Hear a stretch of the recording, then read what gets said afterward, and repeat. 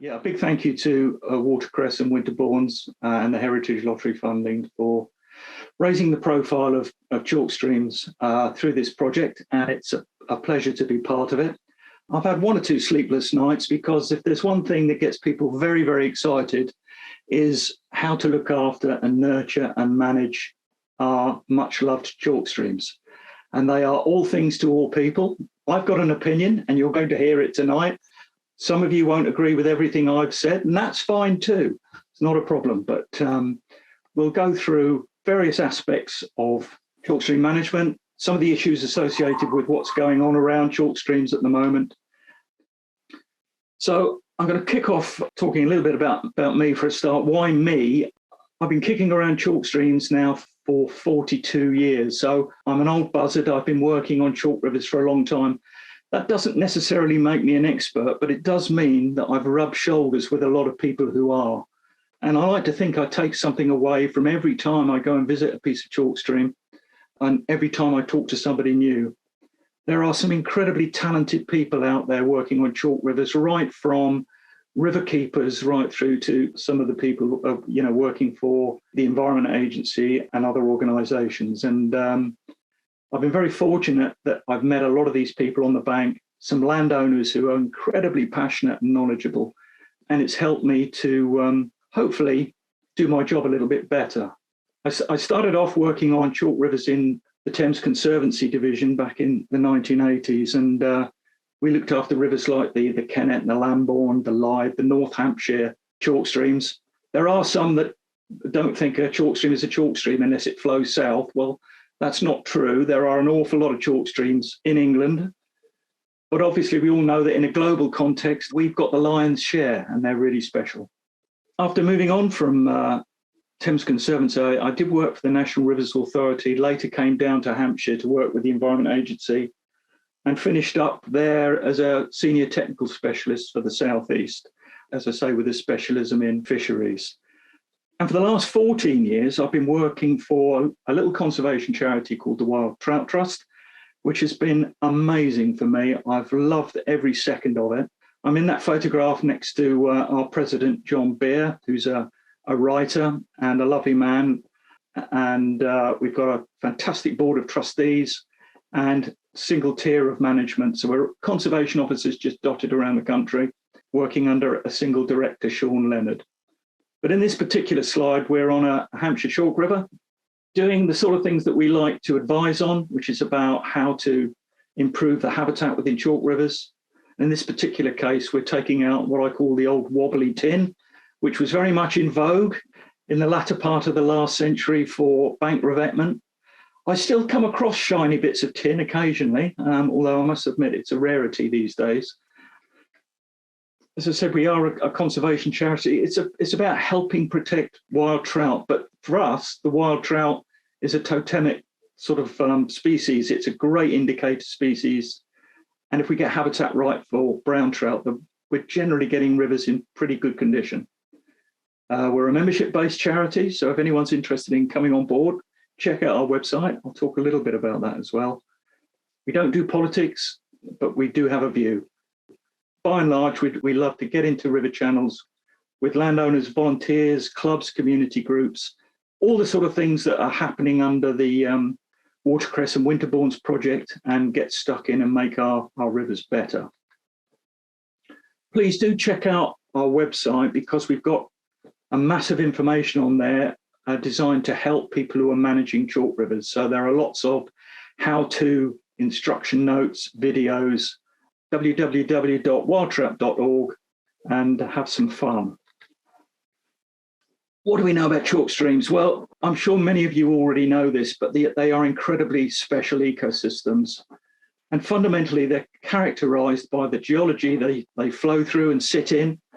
So it's the geology, it's that big pan of chalk in the south and the east of the country, and the groundwater that filters into the chalk, that bubbles up to the surface and drives these incredible ecosystems.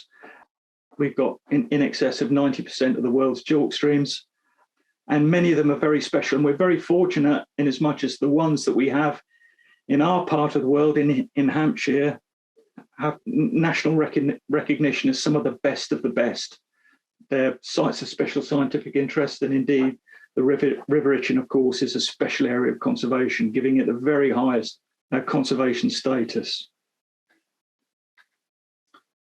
The Cabba chalk stream restoration strategy. I don't know if many people have heard about this initiative.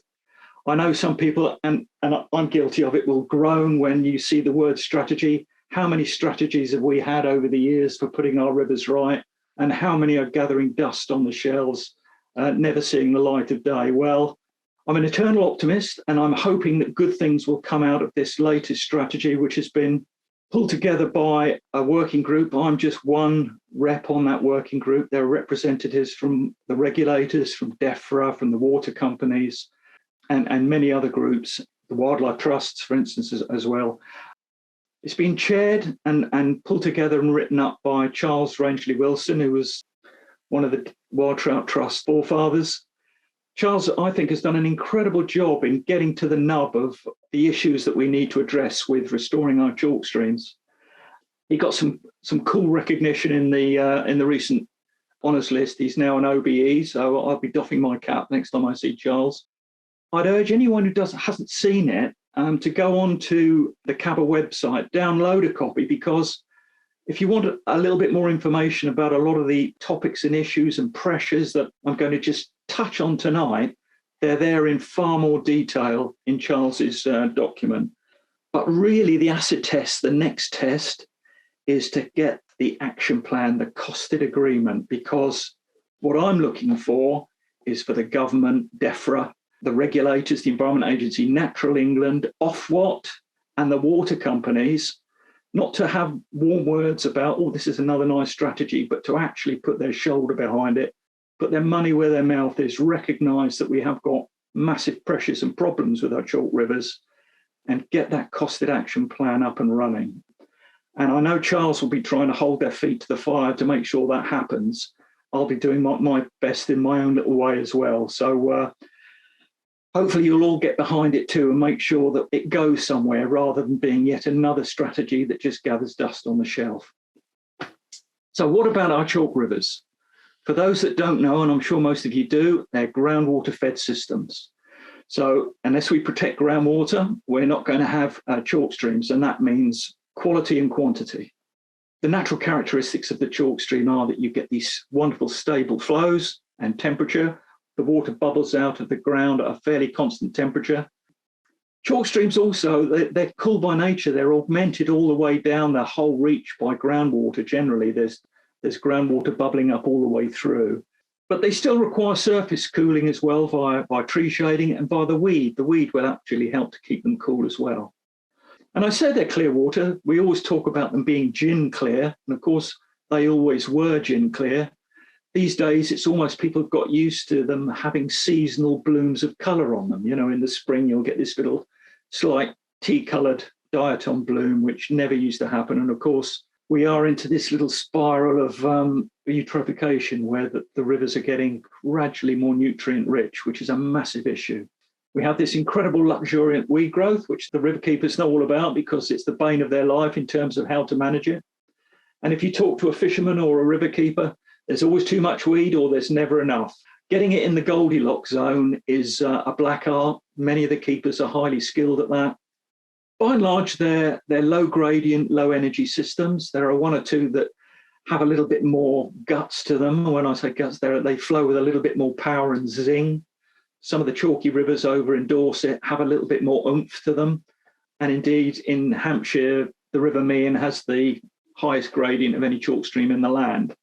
But our little local chalk streams here on the Test and the Itchen, they're fairly flat gradient. And some of that manifests itself as low energy systems. And the only time we get real energy in the system is after an exceptionally wet winter. So for those who can remember back to the year 2000 or 2001, the river did belt through. And that's because the taps were on full bore. The water was belting out the chalk in places that no one could ever remember it coming out of before. And the river really got moving. The one thing in their favour is they are incredibly biologically rich. And this is largely down to the chemistry, this alkaline chemistry, which drives so much of the biology in these systems. They are, and they should be, teeming with life. And of course, fundamentally, you're looking for a wonderful food web that's built on top of that rich chemistry. I've already said they're internationally rare habitats, so we've all got massive responsibility and we should be proud of what we've got. And they've got world famous fisheries. Some of that is built on heritage and history. Our rivers in Hampshire are the birthplace of fly fishing. And our rivers are still a mecca for people to travel all around the world and come here on their fishing holidays. And obviously that's fantastic for the rural economy. So incredibly important, and it's important that we get that right. No harm in having a debate about how we do that. My own view is that we look back sometimes a little bit too far, and maybe we should be looking a little bit more to the future and how's the best way that we can manage these rivers as fisheries. And of course, they have incredibly high conservation value. They wouldn't get these designations otherwise. And that again means that we have a responsibility to protect and nurture that. They're also a key landscape feature. They're a heritage feature in terms of the built environment, the old mills, the water meadow systems. And this is an incredibly important component of the chalk stream environment. On top of all that, the landowners need the river to be able to support agriculture. There's cress farms, there's aquaculture. Every landowner has got a right to take a certain amount of water from the ground or the channel for irrigation. I think we've taken our eye off the ball a little bit in terms of thinking that we could solve all the ills of chalk streams by mucking about with the channels or how we deal with surface water. It's groundwater that drives these systems, headwaters and groundwaters, which is why our little project in the Watercress and Winterbournes is so important, because the headwaters and the groundwater that drive these systems are so important. We need to get it right. We've still got issues with point source pollution. I was one of those naive people that worked in the water industry all my life. And when I left the water industry in Environment Agency sort of 15 years ago, I'd largely thought that all the point source pollution issues were resolved. Well, patently that isn't true. And I think we've taken our eye off the ball again a little bit. There's been so much in the press recently about storming of wastewater treatment works. It's a concern and a worry, but it's good that it's on the political agenda and that people are taking it really seriously. But we need massive investment, and maybe our water is too cheap, but that's another debate. Diffuse pollution, a massively difficult issue to resolve, a constant threat, but something that I know there are lots of initiatives out there designed to try and address these issues. I talked very briefly about nutrient enrichment. It's one of the things that I lie awake at night and worry the most about, because if our chalk rivers do start to spiral into a sort of a eutrophic soup where in the spring they're always going to be coloured, we're going to lose our precious plants. If rivers follow the same pattern as still waters, then sometimes what happens is you reach a tipping point where things change rapidly and it's very hard to get them back. Non-native species, I'm not going to talk a huge amount about non-native species because I'm sure you've had that rammed down your throat a little bit, and I'm sure there'll be other talks about it, but the usual suspects are out there. They're an ever-present threat, and I always worry about what's coming over the horizon in terms of new ones.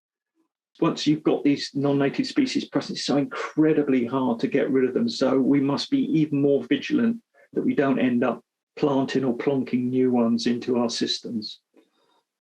Intensive management and maintenance, how we look after the channels does impact on their quality, whether we like it or not. Now, people will have a view on that. Some people will think it's absolutely essential that we manage them in a certain way and that they look a certain way in terms of their physical shape, but their physical characteristics are very much down to us. That's the one thing that we can really manipulate and manage and change if we think it's appropriate. Some will, some won't. I'm not here to preach. Well, I am actually, but I'm here to try and encourage. But I think what will be good is to go away and think about how our river channels look, how we might think about how we manipulate them to make them biologically even richer and more resilient. I think this is a big word that we hear time and time again now. How do we make our chalk rivers more resilient? We've got a very, very simple little tool that we use to help us in the Wild Trout Trust. It's such a simple tool, but Charles has used it in the strategy a lot, this triumvirate of, or the three-legged milking stool of resilience. Everything that is underpinned in terms of the quality of a chalk stream, in terms of how much water you've got, flow, quantity, that's not level, that's flow, how clean is that water? And then what happens to it once it's in the river channel and on the floodplain? Is it connected both longitudinally and laterally? And I've got my lovely spotty fish in the middle of that stool. Do you know, it could be a lot of things. It could be a mayfly. It could be a strand of weed. This model works for lots of organisms. In my job in the Wild Trout Trust, and I know my colleagues, particularly actually even more so probably on the spate systems, it does pay to actually stand on the bank and completely turn your back on the river and look long and hard at the land. Land use, it matters. It matters so much, and the river will only be as healthy as the land it runs through. This is a little shot I took a few weeks ago on a little advisory visit I took on a little test tributary. It doesn't get any better than that for me on the valley floor of a chalk stream where you've got these low intensity summer grazing meadows, a little bit of fencing probably to stop them going in and battering the banks down. Now, I'm going to talk about fencing later.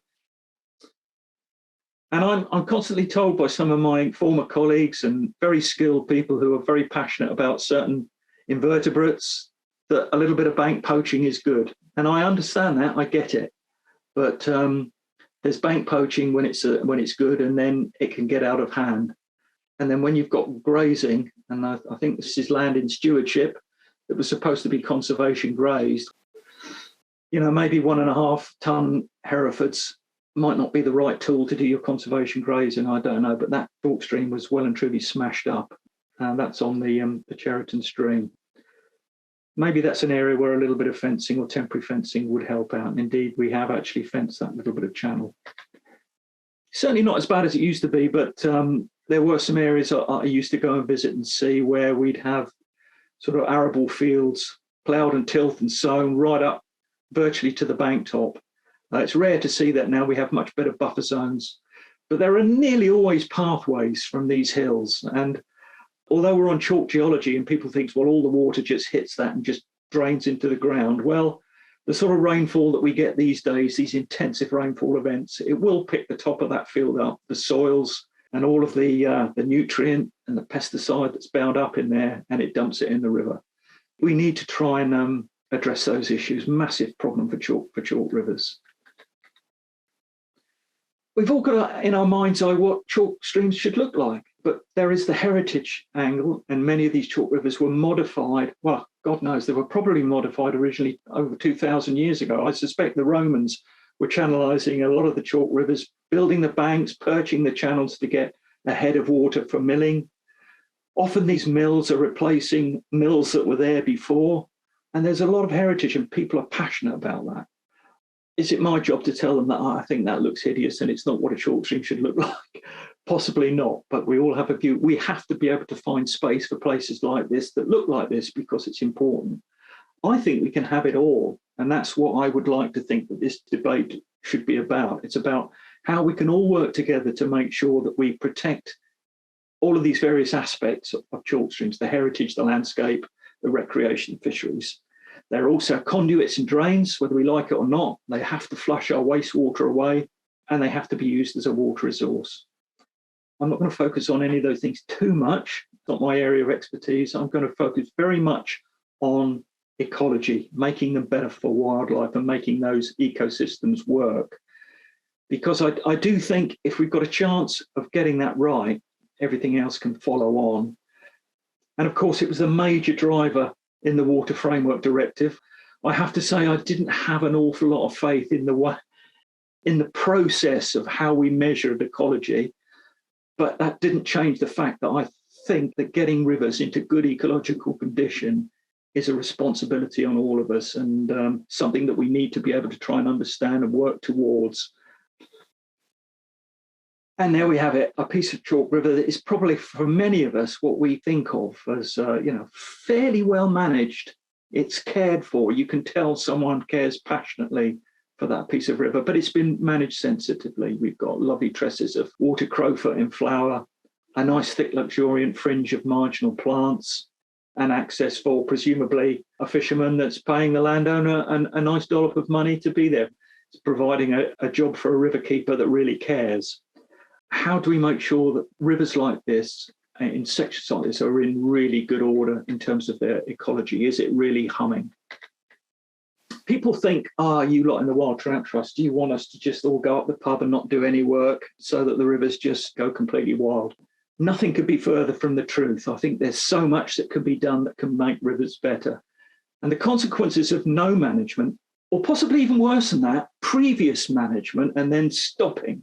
Because on this particular slide, this is a little bit of, is it in Hampshire? It might be just the Bourne, which runs into the Avon at Salisbury, obviously in Wiltshire.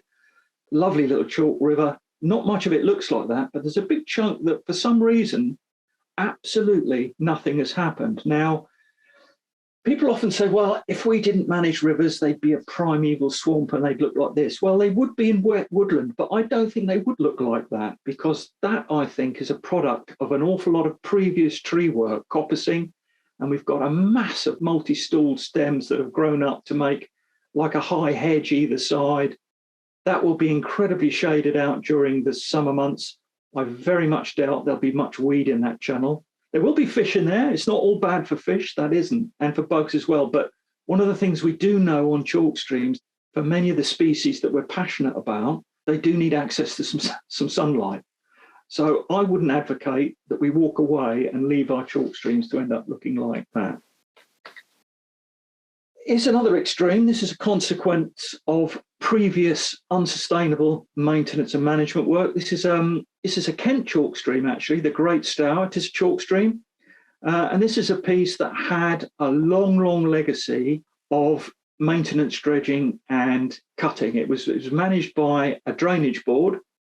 And it was almost like it was jobs for the boys. They used to go in there and use like a Bradshaw bucket and a dredger. And someone said, you're not allowed, or you shouldn't be doing that anymore. And they stopped about 40 years ago.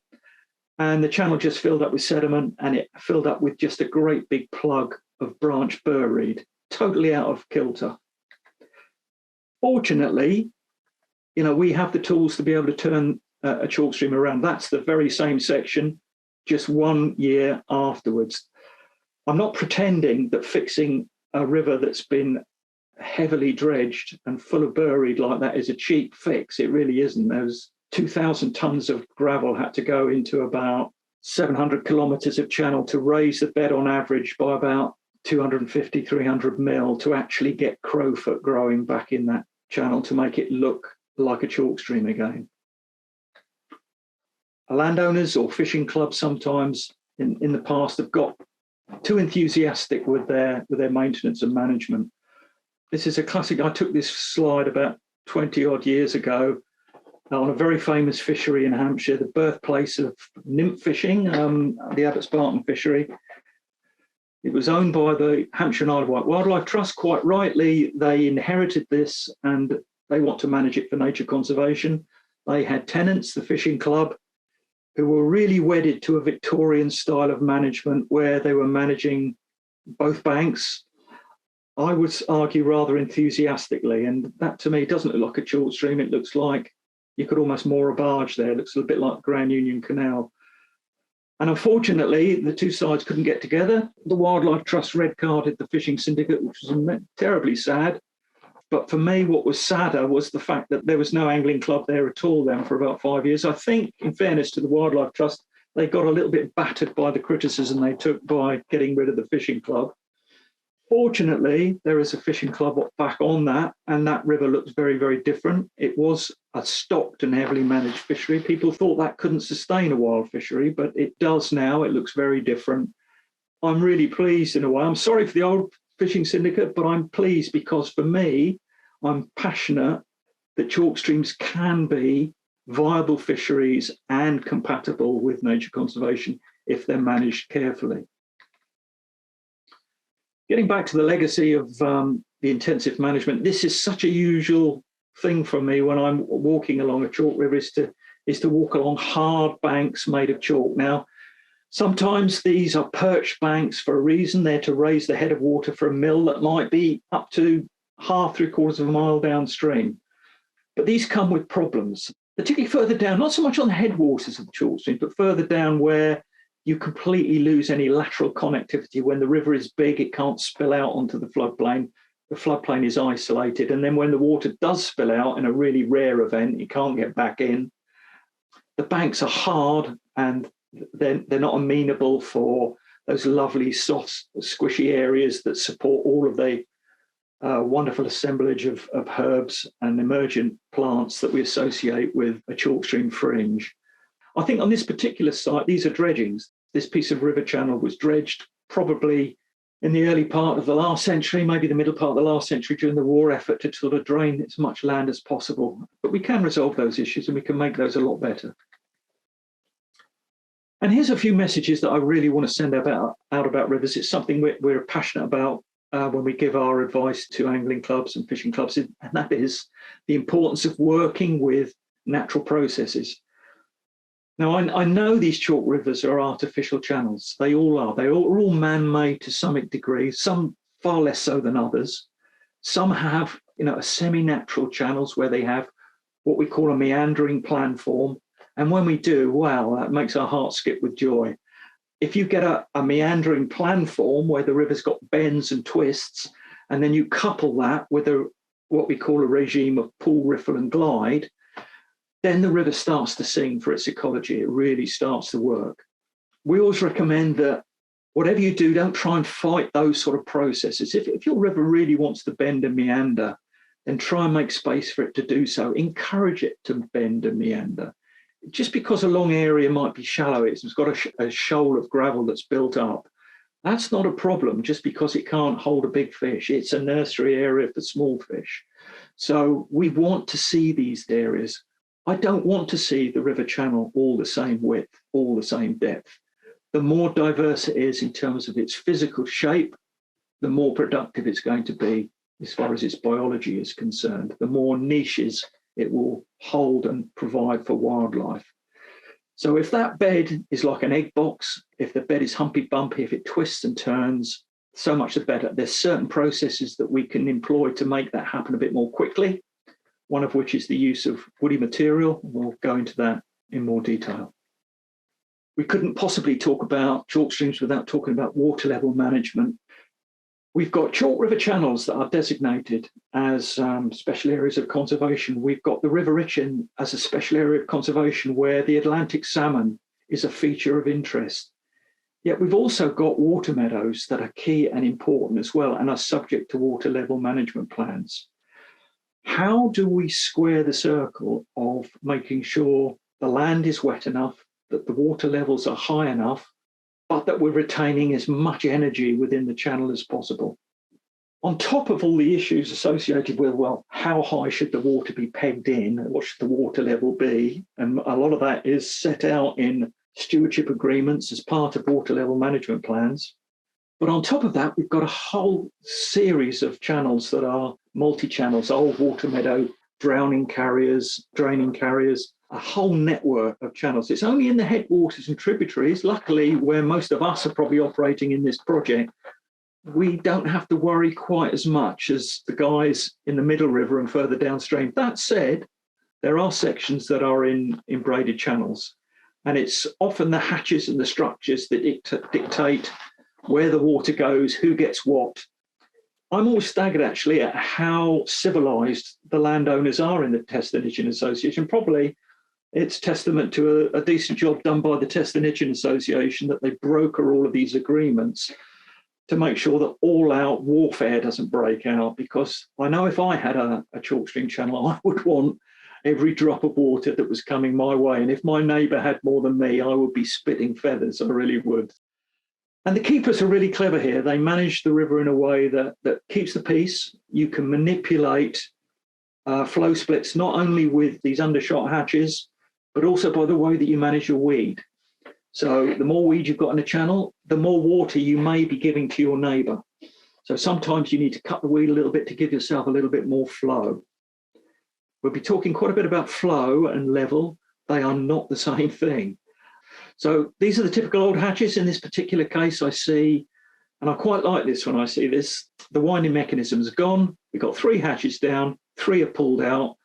One of the problems we do get with structures sometimes, particularly when possibly new people get their hands on and inherit some structures, is that they fiddle and play and they move them, and sometimes without understanding how it all works. Fortunately, the experienced river keepers and landowners around are often on hand to give advice onto how these things should be managed. But I would suggest that the less fiddling and the more stability there is in terms of the water goes through into these various channels via a response to rainfall and groundwater, the better. The less fiddling, the better. Having said that, what happens on a lot of these channels is that because they are impounding the river, they hold back a lot of sediment, and often they're used to flush sediment downstream. Which brings me on to the point about weirs and structures. And that is, of course, what we always forget about rivers. Everyone knows rivers carry water. They carry phenomenal volumes of soil and sediment as well. And most of this, we don't see it or understand it or notice it, but a lot of it trundles through the system, or it should do. The more structures that we put in the way and the more we raise the bed, particularly with bottom-up weirs and structures, the more that sediment gets trapped on the upstream side and accumulates. And that's a problem.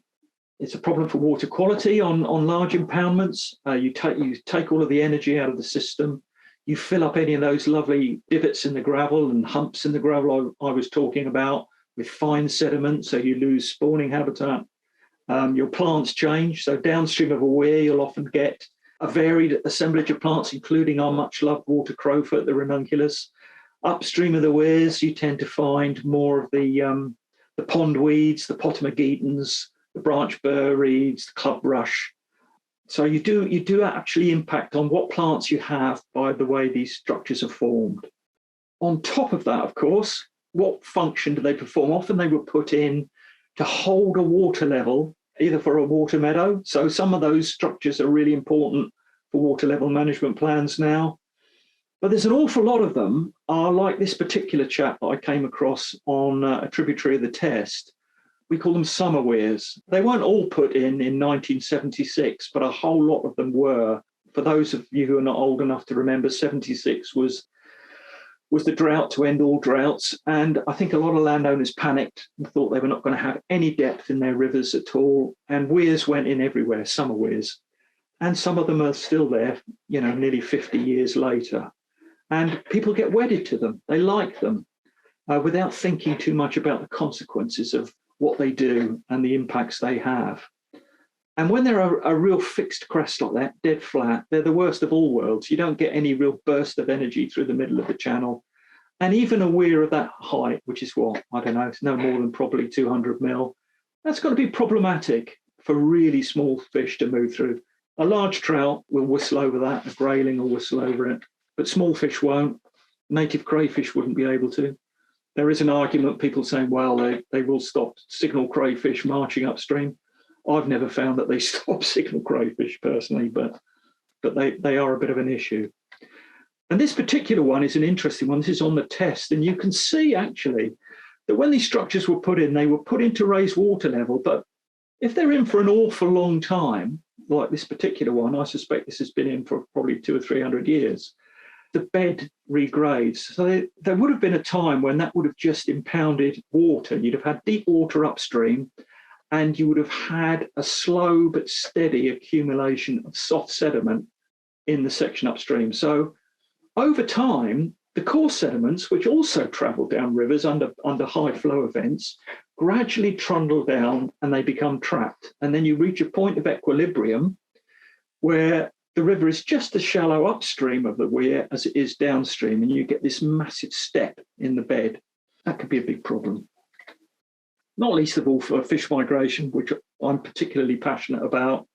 And people say, well, it's a low step, the fish can jump over. Well, one of my favourite sayings is that fish have fins. They don't have feathers. They're designed to swim. And any delay they have, they're held up, or they can't get over, or the structure's too high, or the flow is too low, they're going to be delayed. Now, people think, well, it doesn't matter. We don't have migratory fish this far up the system.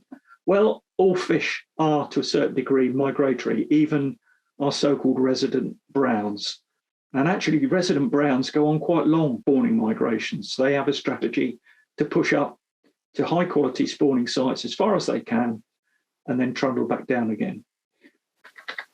Going to talk a little bit about bank erosion. And this is a topic that comes up time and time again. You probably don't see it quite so often on bits of the test and the itching because, so I was saying, they are low energy chalk streams. That's not to say that after a very, very wet winter or changes in land use that you won't get bank erosion issues occurring. Lots of things happen and reasons why bank erosion suddenly kicks off. This particular issue is on a Dorset chalk river. There was unfettered access for graze, so it just had grass. There were no lovely tussocky plants and well-developed root systems holding that bank together, coupled with the fact there was a weir upstream which was starving the whole reach of sediments, of coarse sediment. So the toe of the bank gradually gets eaten out, and then you get what's called block failure, where the whole face of the bank just collapses down into the river. Now, what happens eventually is that will go back so far, and you'll get block failure, and you'll get a little toe of soil that will fall into the margin, and then you'll have a few pioneer plants that will grow in there, hopefully some little emergence, and the river will stop marching back. If you're lucky enough to own both banks, if you're losing it on one side, you're probably gaining it on the other. But for some landowners, the thought of losing a square inch of grazing or their own land is something that keeps them awake at night. But what should you do? What's the intervention that you should do? The first thing is to contemplate a managed retreat. Yes, the bank is eroded, but perhaps it's not going to go back anymore. The other thing I say is look in the toe of the bank. If you've got a toe of the bank that's really rich in gravel, from my perspective, a little bit of bank erosion is a good thing. We want fresh gravels to be mobilised from the bed and the toe of the bank. Sometimes that's what keeps a river in tip-top condition. Gravel is so important. If it's just a pan of chalky clay, it won't be chalk unless it's a made-up bank. Chalk is a substrate. You won't see eroded chalk like that unless someone's put it in there.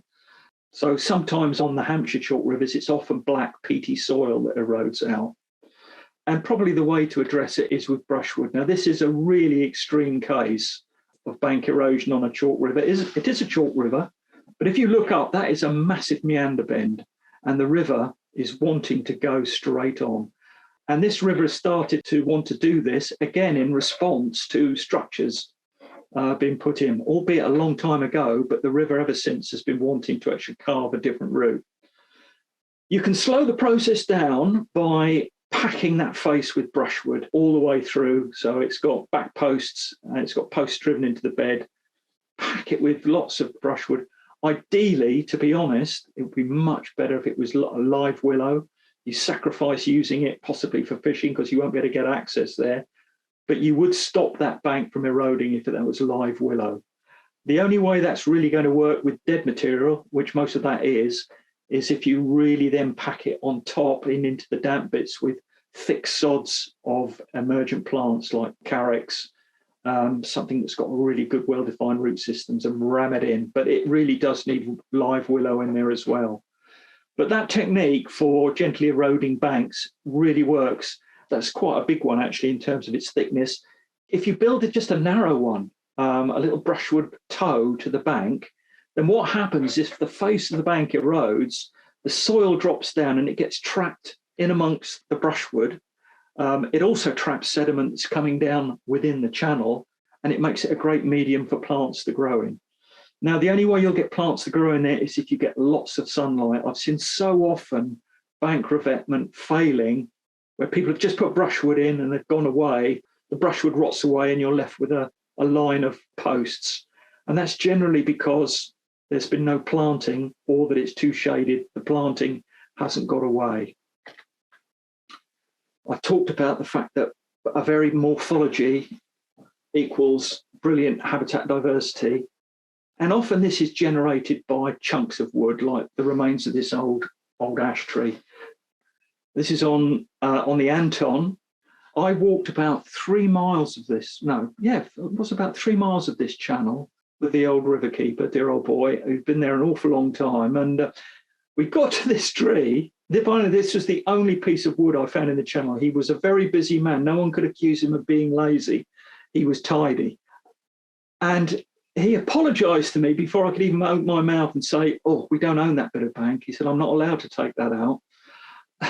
Just as well, really, because it was the only little bit of bed in the whole reach that had a varied shape, and it's all driven by the chunk of wood. And you can see that lovely up ramp of gravel. You've got a lovely little pool and a lie that's developed. And if you're passionate about big trout like I am, that's a great place for a fish to sit up. Being nerdy in the Wild Trout Trust, we even define the different types of wood in channels, from large woody material. I still slip into calling it debris. For me, it's woody debris for me, but apparently it's got negative connotations, so I mustn't say it. It's positive. So there's large woody debris, which is basically trunks, boughs, large pieces of wood. We define coarse woody material, which is brushwood and a tangled matrix of a finer material. And it's quite important actually to get your head around why we do want to define it, because it does different things. It adds value in different ways.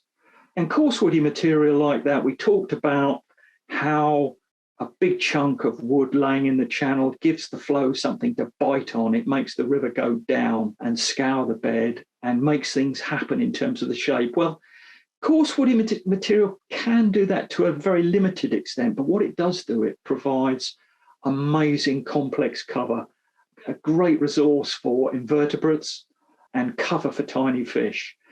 And obviously when it's that dense as well, it does alter flow patterns. So this will energize flow velocities in the middle of the channel, and you'll get slacker water behind. And of course, then that drives the process of what happens to bed sediments.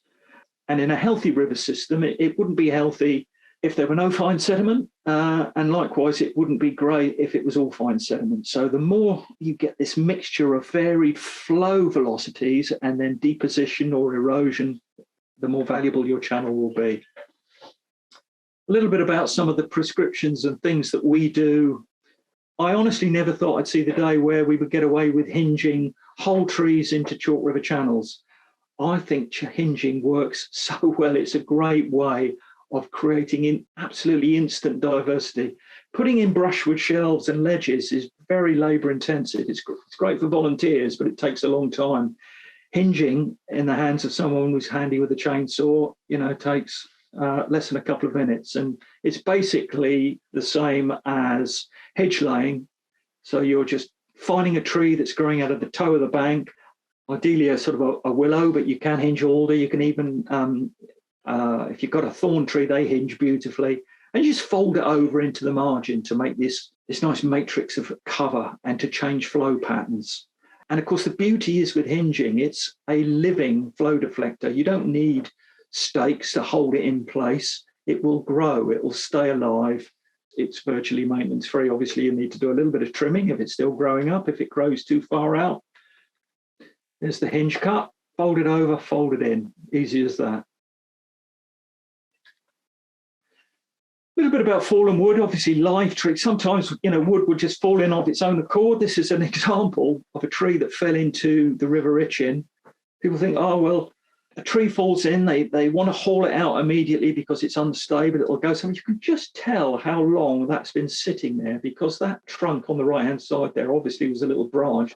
The end of that tree is well and truly anchored in the river channel. I wouldn't want to try and pull that out. I have to say the Environment Agency pulled it out, which I was shocked about, because it had scoured out a fantastic pool, which salmon used to sit in. I'm not sure the pool is still there. It's probably full of gravel now. And I love these cover logs where a tree naturally will hinge over, but doesn't necessarily lie hard on the bottom. That's a live tree. God knows how long ago that fell over. But again, you can tell from the growth upwards, that trunk on the left-hand side. But these are phenomenally attractive for fish because they just slide underneath the log. It's a great place for them to be where they know they're not going to have their head drilled by a heron. If you've got a bare bank with no cover and the weed growth is poor, maybe in a really heavily shaded or tunneled section, or somewhere where you don't get much light, but you want cover and the weed doesn't grow, well, a cover log is the thing to do. And a whole range of flow deflectors. We don't tend to use these so much these days, but they undoubtedly work. Just a standard big chunk of wood keyed into the bank so that the water doesn't whip round and erode the bank. Secured with chestnut stakes, or this one on the outside is, I see it's got a big steel rebar pin, hammered it into the bed. They should be low. And I know any of the river keepers or landowners that are sitting here watching this, the first thing they're going to think about with all this talk about woody debris in the test of the itchiness is, my God, how much weed is this going to catch up? And it's true. This is something you have to think about.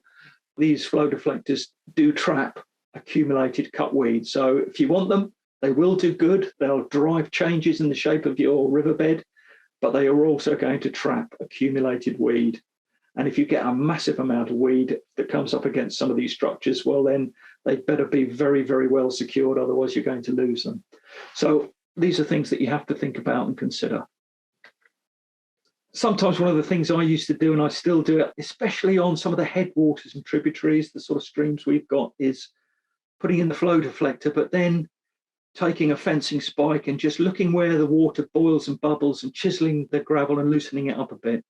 Some of our chalk river gravels are notoriously hard and sometimes glued together with calcium carbonate deposit, and it's difficult for them sometimes to scour. So what the flow deflector can do, you can sometimes do the scour yourself with a little chisel. So you make a little pot in the bed to give you this really attractive little hole in the bed. You can imagine a bit of weed fetching up on the top of that and drifting over and covering the pot. That would be a great place for a fish to sit again. But what the flow deflector does, it stops the hole filling up with gravel.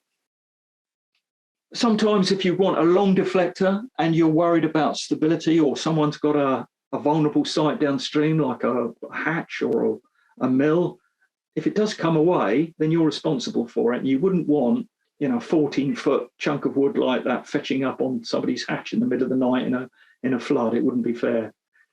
But if you've got a bridge downstream or a hatch and you know how wide it is, well, you can make a modular deflector so that if any one bit breaks away, then it can go through on its own. So our message about wood is it's really valuable, and there's still some bits of the testing niche, and you can walk long sections and you won't find a twig or a stick in there, let alone a big chunk of wood. And this is a plea and a message to say it's great stuff, it does a lot of good, try a few. And if it falls in naturally, well, move it rather than remove it and secure it, take ownership for it. There's a little decision matrix, but it was put together for volunteers in the West Country Rivers Trust. It's just to help people decide whether or not a piece of wood should be moved or repositioned or even taken out. I think it's unlikely we're going to get any debris dams in any of our chalk rivers locally, which would stop fish migration, but debris dams can. And I have seen debris dams, even on chalk rivers, that have been in for an awful long time, and they become occluded and blocked. And the telltale sign is that the bed starts to rise. So the differential in head loss between the upstream and downstream level starts to change. And as soon as the bed starts to rise upstream over downstream, well, that's when you definitely have to intervene, in my opinion. Otherwise, you start to get issues with fish migration. We know these chalk streams can support a wide range of habitat, and they do benefit from a light touch. Now, I hear so often the word scruffy, mess, rubbish referred to and I'm looking at the same stream as I'm hearing someone say, well, can we get that rubbish out? And I'm looking for rubbish and I can't see any tyres or plastic or cans. I just see habitat. Sometimes it does need managing. And obviously here we have last year's annuals that have been left all through the winter. I think that's a good thing because it gives you a lovely little scruffy margin. There's nothing wrong once the green shoots of the new fringe start to come up, that can't be topped off. That's the time to cut it, but leave it through the winter. It looks scruffy to some. To me, it's important and valuable. And if you can bear it, obviously, but you do need one tidy margin, well, at least leave one scruffy one, because one scruffy one is better than none and two are better than one. And when you are doing sort of work in terms of brushwood and marginal work, have a little think about connectivity and habitat, particularly where you've got reds. Now, I know there'll be people probably watching here that did the red training. They'll recognise that little mound of light gravel in the foreground there as a trout red. Just imagine that you're that trout that pops out of that gravel, and you're coming out of that gravel. You've got very poor swimming speed. You have to go down and across, and they scoot to the edge as if their life depends on it. because their life does depend on it, because they're vulnerable. Everything wants to eat them, including their own. They need to get into those really shallow areas of low flow and lots of cover. Every yard between the red and that cover that the fish has to travel, the more vulnerable it is to being eaten. So think about connectivity, good habitat joined up. I wanted to talk a bit about weed cutting, which is coordinated by the Test and Itching Association in terms of dates. You can go out as a landowner and cut your own weed, but you are responsible for it. You can't gaily send it on its way. People have the right to cut weed on designated dates, and then you have clearing off dates where you move it on to your neighbour. Have a careful assessment before jumping in with the scythe. Less is more in terms of weed cutting, and the less you cut, in my opinion, the better. Having said that, there are times when some weed cutting is necessary, and there's a little slide there that demonstrates how some of the skilled river keepers do sort of like checkerboard cutting, where they're cutting to make little pockets of water where there's clean gravel and flow, where the fish can lie up. It's not completely choked with water parsnip or even a monoculture of ranunculus. If you cut too much weed, you'll pull the levels down. The poor old keeper, if he doesn't cut enough, he'll probably get it in the neck from the anglers. So give the river keeper a break. If he's a bit light on the weed cutting, he's doing it for a reason. These weed beds are incredibly important component of chalk stream habitat. They're very, very important for invertebrates. They've got their own symbiotic relationship with certain bugs. The bugs are filtering the water. The weed grows. The weed then filters fine sediment. One of the things the keepers like to do if they get crowfoot, water crowfoot, it's a much easier plant to manage in terms of the way you cut it to get these clear gravel patches. Occasionally you'll find the bed will start to get covered in plants like water parsnip or Hippurus mare's tail. It'll go greener and back the water up, trap a little bit more sediment. And then the river keepers like to intervene and kick it out and either plant ranunculus or try to get the ranunculus going. It's a balancing act. It's difficult. I would say any weed is better than no weed at all. A mixture of types, I would suggest, is better than a monoculture of any. A little bit about chalk stream fisheries. They are incredibly important. They generate a huge amount of money for the rural economy. There is a heritage element associated with them. I've been fishing chalk rivers myself for as long as I can remember, and I love them. But there's obviously certain types of management on certain bits. Some of the headwater streams these days, they've got a much better reputation in the tributaries as wild fisheries than stock fisheries. And indeed, the Environment Agency are very keen on making trying to encourage landowners on the upper Itchen to grasp the opportunity to designate the river as a wild fishery protection zone, where all the landowners would come together and agree that actually this type of stocking isn't what the river wants and needs. The legacy of stocking on chalk streams come about really through Victorian times and the latter part of the last century. Most fish were taken for the pot, any that were caught. Initially, they were obviously managed as wild fisheries, but as the intensity of angling picked up, more fish were killed. The fishery owners were looking for ways to actually find sport for the rods. Farming trout have been stocked into the Test and Itching for many, many years, and there are people that are passionate saying there's not an issue with it, there's not a problem, we want to continue to do it. All of these rivers can be viable wild fisheries. There are some sections that are really poor for wild fish, it has to be said, and probably they would need some stocking with sterile fish to keep them going, but so much of the river could be better and could be improved as a wild fishery. And in a few areas, you can have the two side by side, but habitat is so important. And I think what happened on some sections of the river was that people forgot that actually in making a sort of a place that was ideal for fishing, where the anglers had plenty of space, that there wasn't anything to interfere with the casting, that there were plenty of fish to catch by way of the fish farm, that actually people forgot how to actually nurture and look after and value wild fish. I've had conversations with some people that were at the helm of managing many of the fisheries and on the Test and the Itchen, look me in the face and tell me there are no wild fish in the middle reaches. Well, there are. And they're very much reliant on the headwaters and tributaries to provide those wild fish because some of the habitat just isn't there. I've made the case for wild fish. We're passionate about them. One of the things that drives me absolutely insane is when people say, well, my boy, we like wild fish, but they're so small, aren't they? We like to catch 2-pound fish here. Well, I'm sorry, but wild fish are big. It's just that they grow incredibly slowly. And very often on many bits of river, they never get the opportunity to get that size because often they were caught and killed. Things are changing and people put far more of their fish back now. And if you've got big fish habitat, even in a small stream, you can eventually get big wild fish. It takes a long time, but it can happen. That's a 4.5-pound wild chalk stream fish, and it's a slow growing beast. And I've seen them twice that size in chalk rivers. And this is an interesting slide, actually, just to sort of reinforce the fact that I got to send this slide of this trout this chap caught on a North Hampshire river on the line. It's a wild fish, a lovely fish, quite unusual spotting pattern. And he sent me 2 slides. He says, what's different about that? I said, well, nothing, they're the same fish.